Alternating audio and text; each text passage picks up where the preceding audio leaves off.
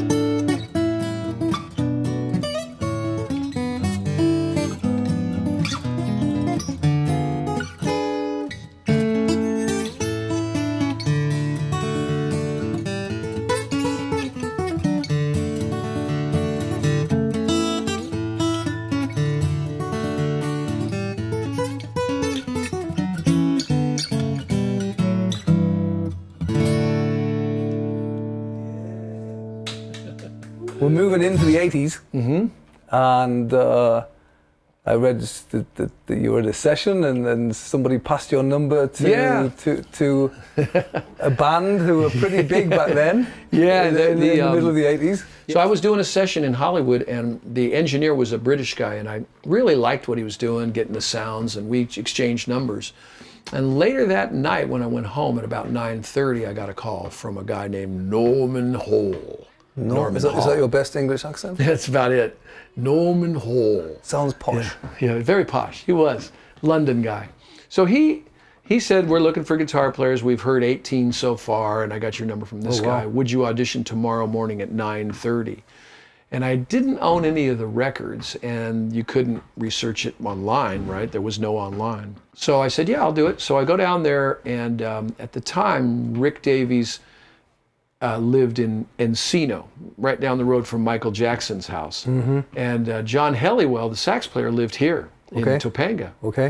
Bass player, I think, was in England, maybe. He wasn't there. But anyway, it was a handful of the guys, the drummer. And I said, I have to apologize, guys. I really don't know any of your tunes. And Rick goes, we don't want to play any of our bloody tunes. Let's play the blues. So we played the blues, and I was jamming and stuff. Then they go, let's hear you sing one. So I sang one, and I didn't know this, but they were recording it all on reel to reel. Anyway, I got the call later that night. You're on. Wow. And I made the terrible mistake of when they said, name your price. I came in really low, not thinking free. Yeah. But what did you do when you put the phone down? Like, yeah, it's like, I mean, obviously they were massive then, right? Yeah. It was so we started right in with 20,000 seat arenas, you know. So and I had been playing that night, and you thought I'd been playing for 30 to 40 people a night. And, and you just thought, I've just joined Supertramp. Yeah, that was cool, very much. I was 29, I think, at the time, so. But you make it sound as though you were very calm about it. Was it? I'm sure I was overjoyed, you know. That was a long time ago. Yeah. And we toured in 85, 86, 88, and then they were like laying low to get out of their A&M records deal. Mm-hmm. And around 96 or 95, I think, Rick wanted to just jam at his house. Okay. And we'd spend a bunch of time doing Ray Charles tunes and Chuck Berry tunes and having fun. And then he would whip out an original now every now and again. We kept thinking he's going to make a Rick Davies solo, you know, piano rhythm section record. And then one day the management called me in and said, we want you to come over to the house. So I came in and there was management people there, and they go, Supertramp just got signed to EMI Records. Amazing. And we want you to be in the band as a member, not a sideman like before. And here's a big signing bonus, which was great. Great. And we're starting to make a record. And so all those tunes we'd been playing for about a year, once every week or 2 weeks, became this new record. Where was this here? Yeah, it was in. We were jamming at Rick's house. He now lives in the Hamptons over in New York. But at the time he lived in Encino, which is really close to here. You know, maybe I don't know, 6 miles from here. Wow. I lived really close. I was in Studio City at the time, so nice. It was fun. I loved those jams. So you went on this world tour? Yeah, we did a U.S. North American tour, then we did a European tour, and then there were more of the same. And then in '97 we released a thing called Some Things Never Change on EMI, and did a massive tour then. Then there was a live record we toured behind, and then there was a record called Slow Motion. And then there was just a greatest hits tour in 2010, 11, 12, right around then. And then we were all set to do a big tour in 2016, and that's when Rick got sick. He got cancer. Oh, gosh. So we canceled this huge arena tour that we're all set to do. So, but I just talked to him the other day, and he's doing great. And, you know. Any chance? Yeah, I don't think so. I don't think he has the energy. Okay. He's just turned 79. Okay. Oh, so wow. he's getting up there, you know, and the energy to put together these, you know, with 10 semi trucks, and I don't think he's got it, you know.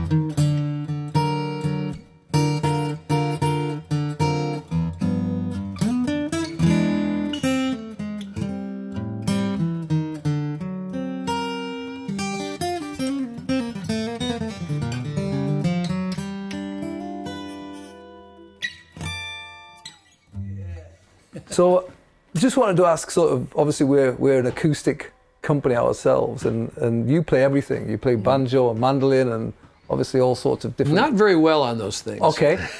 Can you get away with it? Yeah, I can fake it. Yeah. There's one thing I turned down, and that is flamenco guitar, because my flamenco playing is unreal. That's another lifetime, right?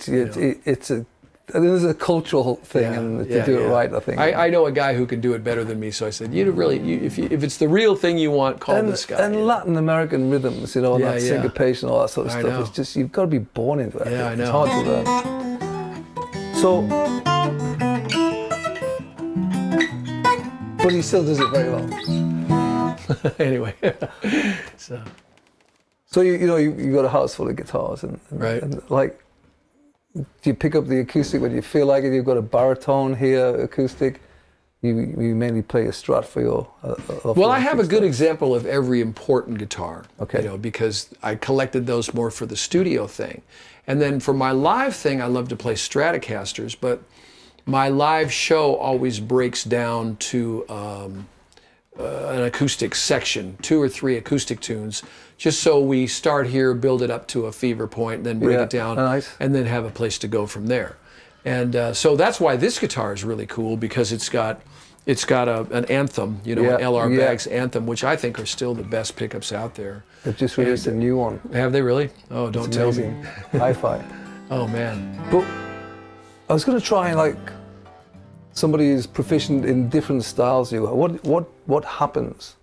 What's the difference between picking up an electric and acoustic? What do you do? Wow. What happens? Yeah, you really, really have to treat them as 2 different instruments. And whenever I'm going to do a solo acoustic show or an acoustic show with my band, I'll tell you my secret. I write down my set list down this left side of a yellow legal pad, and then I line it off, and I put the days of the week until the concert, and I literally play each piece until the day before. I play each piece until I can nail it. And sometimes I have to play it 2 or 3 times that day, checking them off. Then I go to Tuesday and each piece. So I'm very set list oriented that way. If you haven't picked up the acoustic in a while because you've been doing a lot of electric, it's a different animal, and it's a different... But do you, like, as a writer, when say you just grab an acoustic? I do all the time. So do you, as soon as you play it, do you do things differently? Do you play different things? Do you approach the instrument differently to say if you picked up one of your electrics, even if the electric is not plugged in?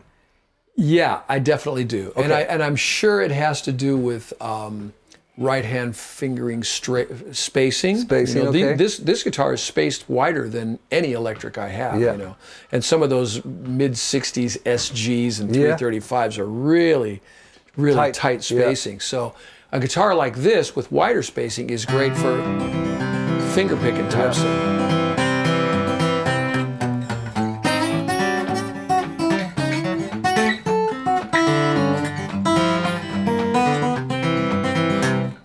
That kind of style is really easier on this. During the pandemic, I decided I needed to be a thumb pick guy, because I played a lot of concerts with people like Tommy Emmanuel, Joe Robinson, Doyle Dykes, this guy named Lawrence Juber, who used to be in Wings. He's a friend of mine, lives near here. And those guys all play with great thumb pick ability, and I just thought, that just feels so weird. But once I just decided I'm going to do it, kind of locked myself in the room until I could do it. That's kind of what happened there, So I got just that keeping down. the thumb going. Yeah. I mean, it's something like.